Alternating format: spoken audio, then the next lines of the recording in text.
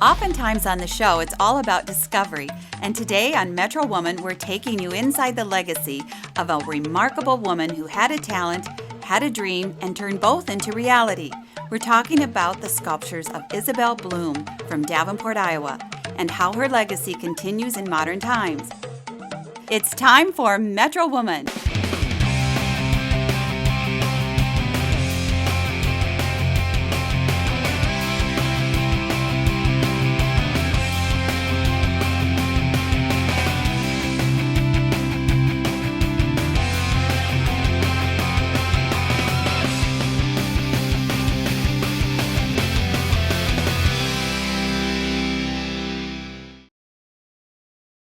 Hi there, welcome to Metro Woman. It's a show for women and about women. We're in Davenport, Iowa today at the Isabel Bloom factory. We're going to learn a lot, have a tour. Yes. And these have been around for so long, over 50 years. Isabel Bloom started this business and now is being carried on by wonderful people here in Davenport. And it's much bigger than she would have ever envisioned, but Donna's going to help us out a lot today. Exactly. And this is such a business that's makes Iowa famous because it started here and it's still here and now it's sent all over the world. So, well, that's pretty special for us as Iowans to just know that something that was so special to this area bloomed to the rest of the world. Good. I'm sorry, the puns, they're just a flying today. Okay, well, stay with us. We have a lot in store for you.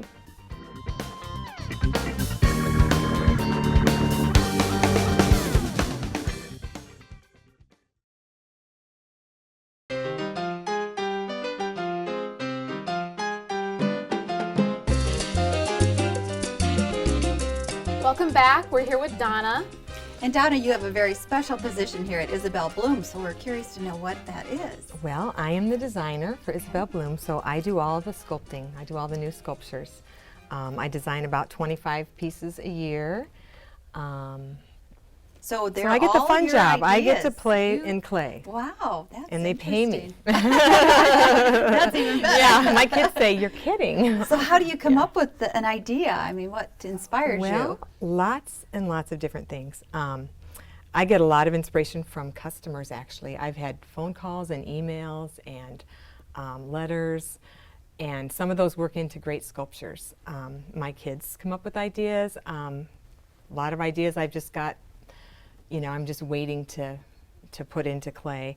And I also work with a team of ladies. We're the product development team, and we talk about ideas every week. Wow. So what's your background in clay and that? Where did you get started? Well, I studied at St. Ambrose here in Davenport, majored in art, and pretty much came to work for the company fresh out of college.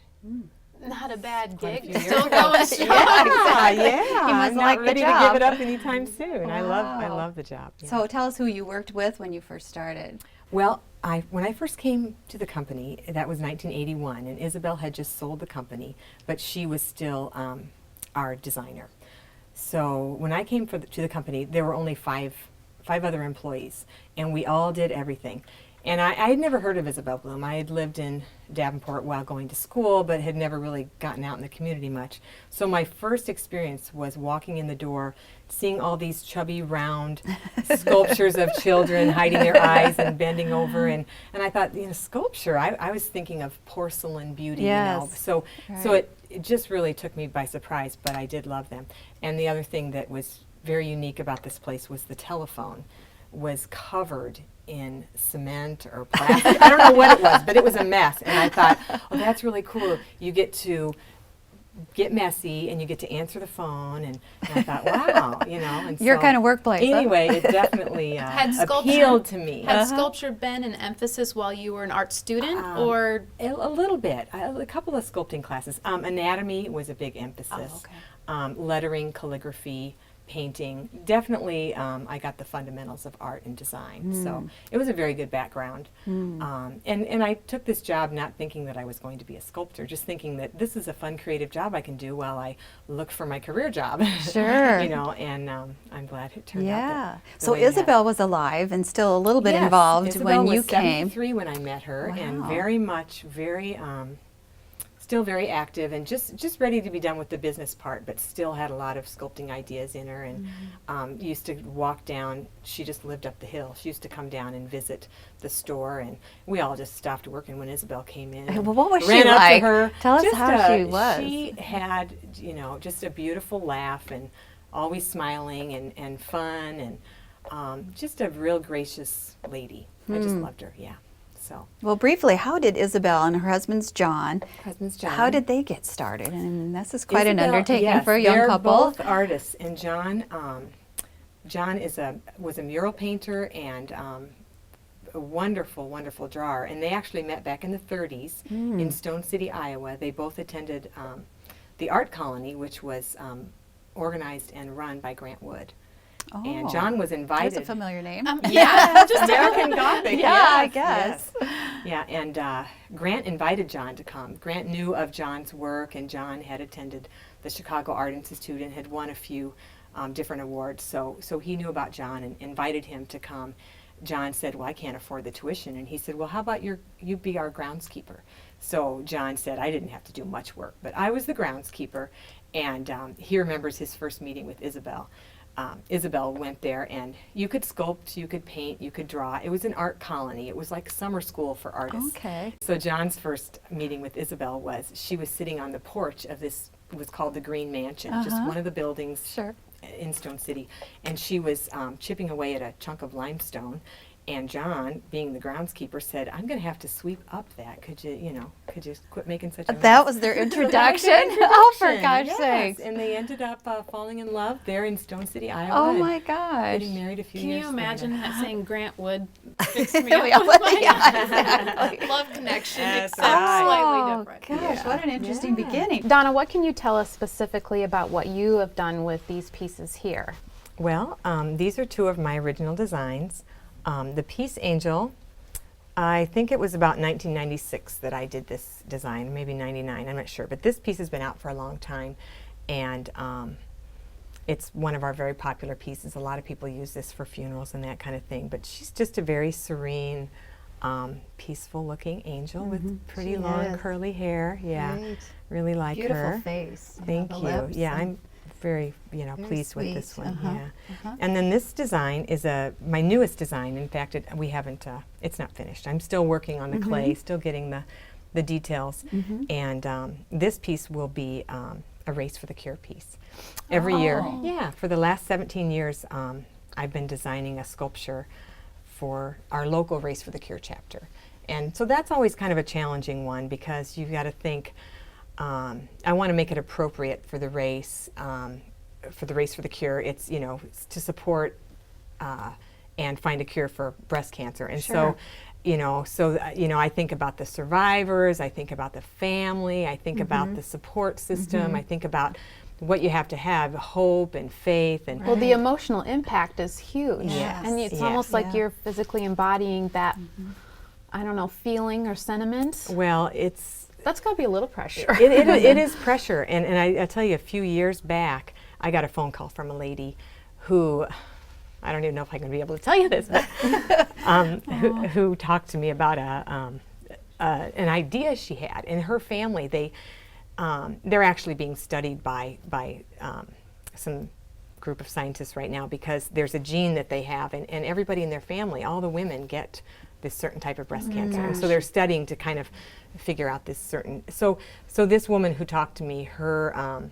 sister had died of breast cancer, and she was talking to me about how at the gravesite, her niece, which was her sister's daughter, was young at the time, and she was there at the gravesite, and there was a butterfly that landed on the little girl, and it stayed and stayed and stayed and stayed. And so we just got to talking about butterflies, and they're very symbolic for life and death and change, and so she said, could you ever do a sculpture that kind of had that? And so I did a sculpture called Always With You. Oh, wow. Wow. So this is Always With You. We have a little girl. She's got her arm up, and this butterfly has landed on her hand, and the angel behind her with the with the moving wings. that is. Yeah, Very so that was inspirational. I'm glad we great got to gift. see it because Yeah. we can't tell that story and then our viewers don't get to see it or they'll be angry. They don't want to see that. It's really, Yeah, really touching. Thank you. Thank So you. is this available to everyone Yes, wherever yes. Isabel Bloom is sold? Yes, Gosh, yes. I can see that being just the perfect thing for a lot of occasions. Yeah. Well, I would like to see some more things that I you've would Well, done. too. let's take a tour. Well, we have Let's just do. scratched the surface here at Isabel Bloom, so please Yes. join us after the break here on Metro Woman. But first, here's a quick and easy recipe from Kayla Westergaard from the Iowa Egg Council.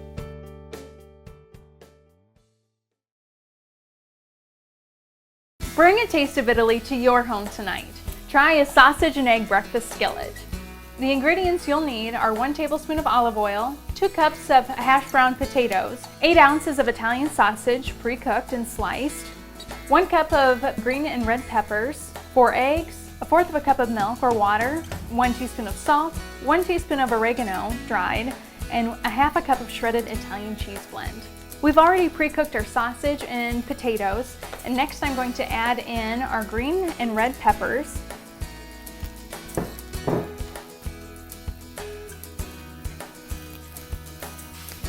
And we'll let that cook, and while that's cooking, we'll combine the salt, oregano, and milk with our eggs, and we'll blend that well.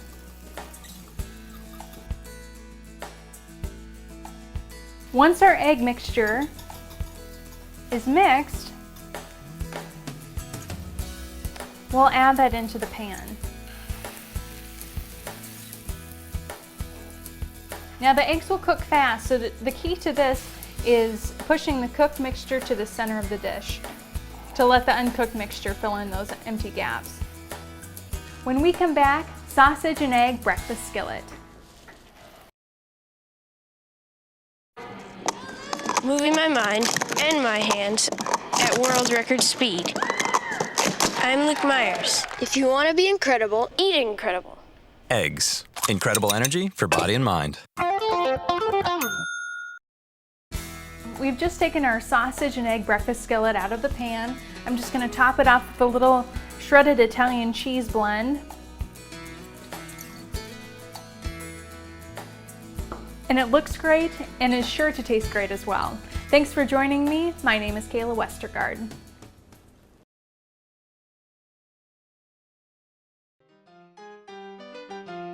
We've had a great time so far at the Isabel Bloom factory with designer and Isabel Bloom protege Donna Young. And now it's off for a fun tour. After Donna makes the sculpture, they get made into molds, which will allow them to be replications of Donna's beautiful artwork. So our first stop is off to molding. So here we are in the East Village. We're above our original showroom, and this is where all the mold making happens. First, they must make a special mix of plaster to create the mold. Then the fun begins.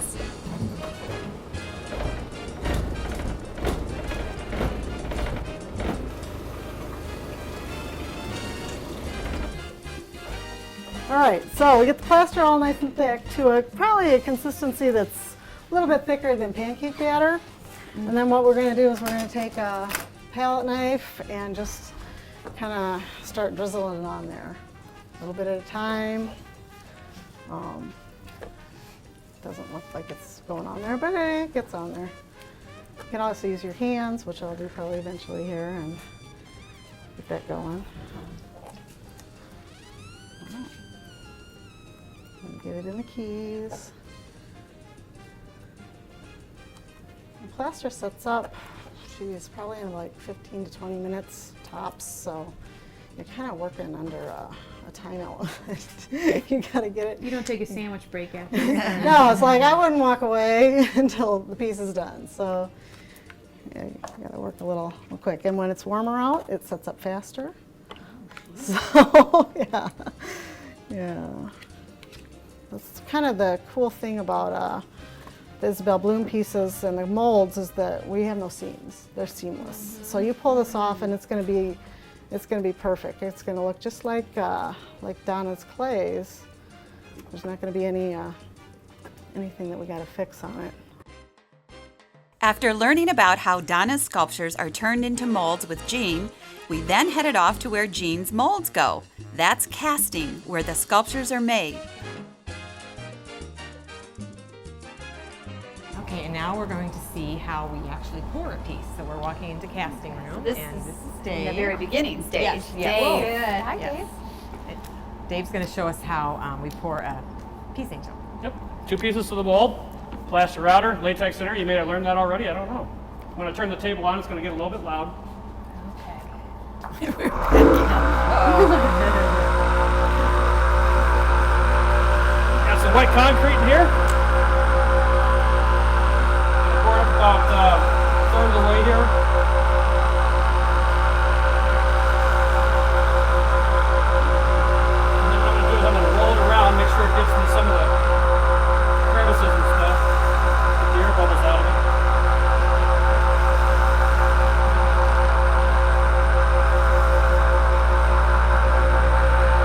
And then I'll pour it the rest of the way while I coat the inside.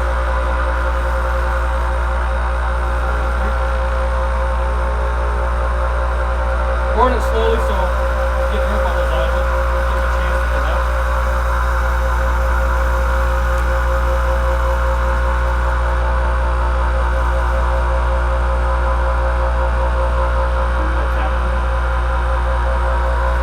So the bottom's a little more level. You can turn off that table there. I'm not gonna touch it. Thank you. I was like, And then I'll just set it aside. Dries overnight, so. So what did the table do? Was it vibrating? The vibration, yeah. Oh, Vibration it was helps the air- vibrant. I was helps the loud, air but out I of the mix, couldn't see so. anything. It's like, what is Okay. Yeah, it vibrates. okay, now how, All the bubbles go to the top. now how do you Because pop of the that out vibra- without it busting or whatever? Well, it's concrete, so it sets up pretty solid. Okay. It'll still be a little moist, but at the same time, it's pretty solid. And does that, it just pulls apart around it? Do you want or- to kind of show us? Now, this hasn't been poured, but what we would do in the morning, you would have, this would be full of art concrete. Sure. Flip it over. Then I just remove the band that holds the plaster outer mold together. Yeah, if I can work this. Loosen that. This would come off in sections, the way it was designed by the mold makers. Okay. Now this is flimsy here because there's Right, nothing solid in it, right. but there would be a solid piece in here. inside. Okay. And then solid concrete in here, and then this would just peel off kind of like A a glove. skin or something, like a glove. There you go, like a glove. Not skin. Yeah, not skin. It would peel off till it was inside out, basically. You start from the bottom, and you have this solid mass in here, and it just Right. peels till it's inside out. So you can keep reusing that Oh. rubber piece for many, many times. I And you can see the details on the inside of them. So this is what wow. puts the impressions on the concrete, and makes Sure. the details in And So then, that's like a rubber mask in a way. Correct. Correct. and then you're the ta-da moment. Ta-da! You're like, yay, it worked. I was going to applause. Okay, thank you very much for showing us that. We're going to go to another part of Isabel Bloom right after the break. More of our tour from the Isabel Bloom factory in Davenport when we come back on Metro Woman. So far on our tour of Isabel Bloom, we've met Donna the sculptor, learned about molding from Jean, and casting with Dave, and now onto the finishing of the replicated sculptures. Now we get to go meet Lynn, and she's going to show us some whitening techniques. Hey, Lynn. Hey, Donna, how are you? Good. Hello. How are you? Good. Good. The piece that I'm going to do for you today is called George. He's a cat, and this is an eyepiece, so you'll be able to see me do the. We saw how the eyes were made. Yeah, the eyes are pretty cool. They have Yeah, they these are. stripes going through them. Right. Usually, what I do, we have just a cement mixture. It's really smooth. It's kind of like a cream cheese consistency. Is how I like to place it, and I keep it on ice. That's just to keep it fresh throughout the day.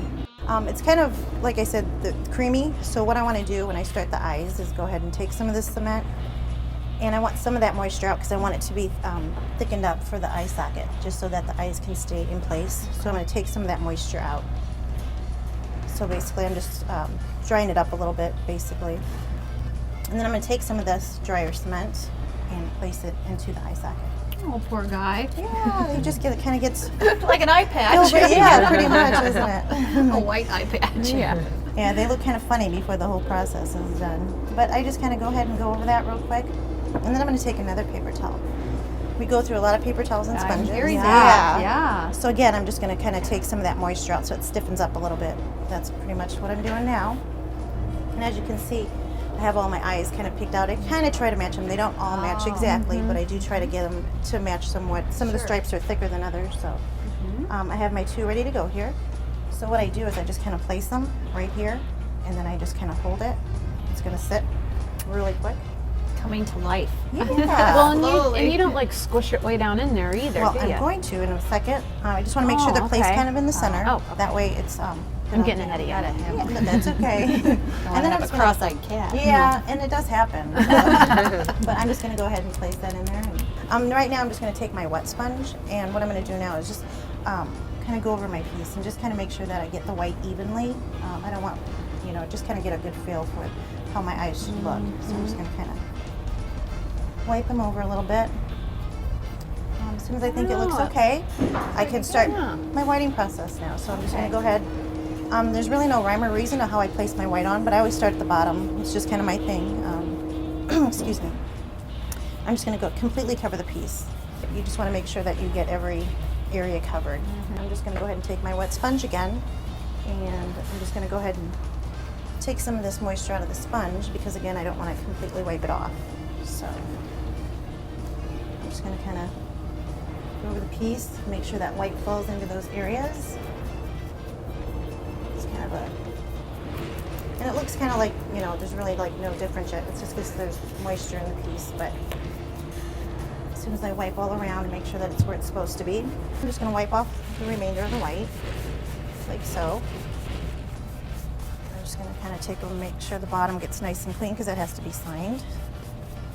What I'm figuring out here, because I've just got it going on, is that there's no way any 2 pieces could be exactly the same. There's such a unique, because your part of it is unique, and the person before you, so they're the same but not. I think that's what makes it cool because it's yours. Our cat George now has eyes, and he's been completely whited. And Lynn gives George the final touch by signing the piece. We'll be back with more of our tour of Isabel Bloom when we come back on Metro Woman. What a great day we've had with Isabel Bloom. We learned about Donna's commitment to charity. We saw how Donna sculpts the original pieces, how Jean makes the molds, how Dave casts the molds into actual statues, and then how Lynn puts in the eyes and the whiting process. We've only scratched the surface of the Isabel Bloom factory and Isabel Bloom's incredible legacy. Make sure you tune in next week to see the continuation of this fun episode of Metro Woman. If you have a show idea, make sure you drop us a letter at our website, www.metrowoman.tv. And most of all, thanks for watching.